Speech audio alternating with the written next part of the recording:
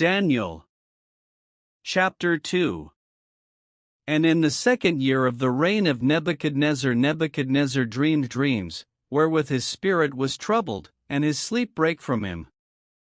Then the king commanded to call the magicians, and the astrologers, and the sorcerers, and the Chaldeans, for to shew the king his dreams. So they came and stood before the king.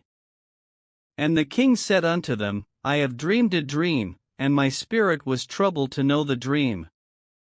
Then spake the Chaldeans to the king in Syriac, O king, live forever, tell thy servants the dream, and we will shew the interpretation. The king answered and said to the Chaldeans, The thing is gone from me, if ye will not make known unto me the dream, with the interpretation thereof, ye shall be cut in pieces, and your houses shall be made a dunghill. But if ye shew the dream, and the interpretation thereof, ye shall receive of me gifts and rewards in great honor. Therefore shew me the dream, and the interpretation thereof. They answered again and said, Let the king tell his servants the dream, and we will shew the interpretation of it. The king answered and said, I know of certainty that ye would gain the time, because ye see the thing is gone from me. But if ye will not make known unto me the dream, there is but one decree for you, for ye have prepared lying and corrupt words to speak before me, till the time be changed. Therefore tell me the dream, and I shall know that ye can shew me the interpretation thereof. The Chaldeans answered before the king, and said, There is not a man upon the earth that can shew the king's matter, therefore there is no king, lord, nor ruler, that asked such things at any magician, or astrologer, or Chaldean. And it is a rare thing that the king requireth, and there is none other that can shew it before the king, except the gods, whose dwelling is not with flesh. For this cause the king was angry and very furious, and commanded to destroy all the wise men of Babylon. And the decree went forth that the wise men should be slain, and they sought Daniel and his fellows to be slain. Then Daniel answered with counsel and wisdom to Arioch the captain of the king's guard, which was gone forth to slay the wise men of Babylon. He answered and said to Arioch the king's captain, Why is the decree so hasty from the king? Then Arioch made the thing known to Daniel. Then Daniel went in, and desired of the king that he would give him time, and that he would shew the king the interpretation.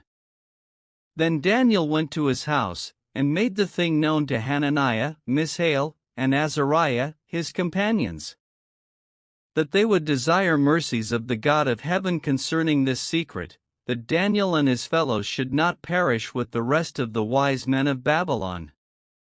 Then was the secret revealed unto Daniel in a night vision. Then Daniel blessed the God of heaven. Daniel answered and said, Blessed be the name of God forever and ever, for wisdom and might are his. And he changeth the times and the seasons, he removeth kings, and setteth up kings, he giveth wisdom unto the wise, and knowledge to them that know understanding. He revealeth the deep and secret things, he knoweth what is in the darkness, and the light dwelleth with him. I thank thee, and praise thee, O thou God of my fathers, who hast given me wisdom and might, and hast made known unto me now what we desired of thee, for thou hast now made known unto us the king's matter. Therefore Daniel went in unto Arioch, whom the king had ordained to destroy the wise men of Babylon. He went and said thus unto him, Destroy not the wise men of Babylon, bring me in before the king, and I will shew unto the king the interpretation. Then Arioch brought in Daniel before the king in haste, and said thus unto him, I have found a man of the captives of Judah, that will make known unto the king the interpretation. The king answered and said to Daniel, whose name was Belteshazzar, Art thou able to make known unto me the dream which I have seen, and the interpretation thereof?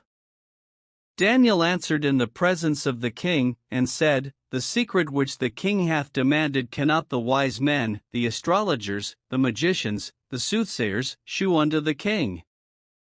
But there is a God in heaven that revealeth secrets, and maketh known to the king Nebuchadnezzar what shall be in the latter days. Thy dream, and the visions of thy head upon thy bed, are these. As for thee, O king, thy thoughts came into thy mind upon thy bed, what should come to pass hereafter, and he that revealeth secrets mocketh known to thee what shall come to pass. But as for me, this secret is not revealed to me for any wisdom that I have more than any living, but for their sakes that shall make known the interpretation to the king, and that thou mightest know the thoughts of thy heart. Thou, O king, sawest, and behold, a great image. This great image, whose brightness was excellent, stood before thee, and the form thereof was terrible. This image's head was of fine gold, his breast and his arms of silver, his belly and his thighs of brass, his legs of iron, his feet part of iron and part of clay. Thou sawest till that a stone was cut out without hands, which smote the image upon his feet that were of iron and clay, and brake them to pieces.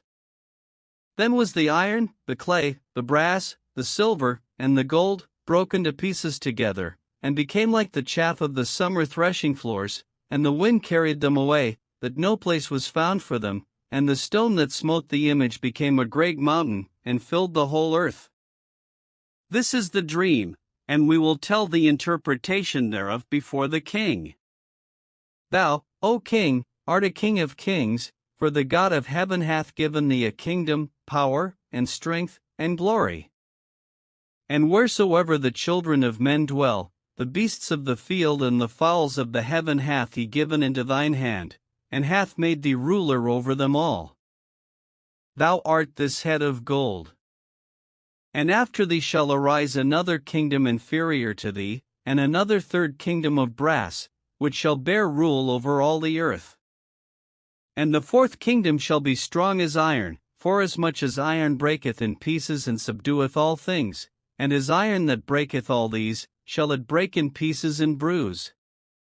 And whereas thou sawest the feet and toes, part of potter's clay, and part of iron, the kingdom shall be divided, but there shall be in it of the strength of the iron, forasmuch as thou sawest the iron mixed with miry clay. And as the toes of the feet were part of iron, and part of clay, so the kingdom shall be partly strong, and partly broken. And whereas thou sawest iron mixed with miry clay, they shall mingle themselves with the seed of men, but they shall not cleave one to another, even as iron is not mixed with clay. And in the days of these kings shall the God of heaven set up a kingdom, which shall never be destroyed, and the kingdom shall not be left to other people, but it shall break in pieces and consume all these kingdoms, and it shall stand forever. Forasmuch as thou sawest that the stone was cut out of the mountain without hands, and that it brake in pieces the iron, the brass, the clay, the silver, and the gold, the great God hath made known to the king what shall come to pass hereafter, and the dream is certain, and the interpretation thereof sure. Then the king Nebuchadnezzar fell upon his face, and worshipped Daniel, and commanded that they should offer an oblation and sweet odors unto him. The king answered unto Daniel, and said, Of a truth it is, that your God is a God of gods, and a Lord of kings, and a revealer of secrets, seeing thou couldest reveal this secret. Then the king made Daniel a great man, and gave him many great gifts, and made him ruler over the whole province of Babylon, and chief of the governors over all the wise men of Babylon. Then Daniel requested of the king, and he set Shadrach, Meshach, and Abednego over the affairs of the province of Babylon, but Daniel sat in the gate of the king.